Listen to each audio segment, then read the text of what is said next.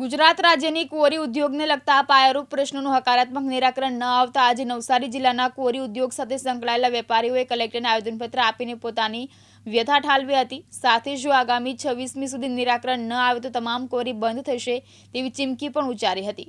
ગુજરાત રાજ્યમાં આવેલી કોરી ઉદ્યોગમાં પર્યાવરણીય સર્ટિફિકેટ મામલે સરકાર કોઈ ચોક્કસ નિર્ણય લઈ શકી નથી, જેથી ઉત્તર ગુજરાત, મધ્ય ગુજરાત અને કચ્છ વિસ્તારની 60% જેટલી લીઝને રોયલ્ટી એકાઉન્ટ બંધ કરવામાં આવ્યા છે। તેથી આ મામલે રાજ્ય સરકાર હકારાત્મક પગલાં લે તે માટે રાજ્યના કોરી એસોસિએશન દ્વારા 2 ઓક્ટોબરથી 2000 જેટલી કોરી બંધ કરવાનો નિર્ણય કરવામાં આવ્યો છે।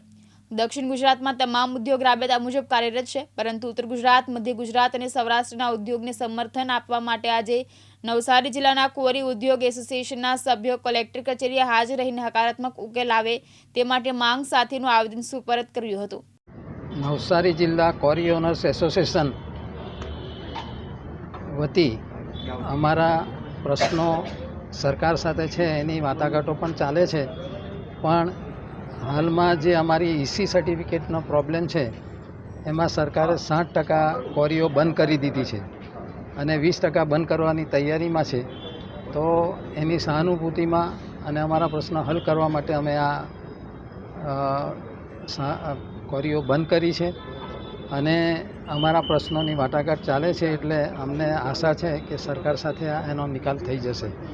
અમે પણ નથી ઈચ્છતા કે આ લાંબુ ચાલે, એટલા માટે કે આ ઉદ્યોગ આમ સામાન્ય ગણાય પણ એ લોકોના સુવિધા માટે, વિકાસ માટે ખૂબ અગત્યનો ઉદ્યોગ છે કે કપચી વગર કોઈ રોડ કે બિલ્ડિંગો બની શકતી નથી।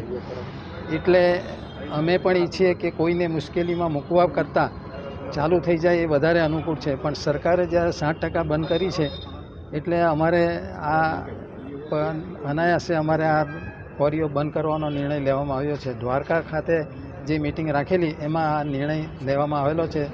ત્યાં 2000થી વધારે કોરી માલિકો ભેગા થયા હતા અને બધાનો એક જ મત હતો કે આપણે સરકાર પાસેથી આનું સમાધાન થાય એના માટે આપણે કોરીઓ બંધ રાખવી જોઈએ। સાગર પ્રજાપતિ, દિવ્યાંગ ન્યૂઝ, નવસારી।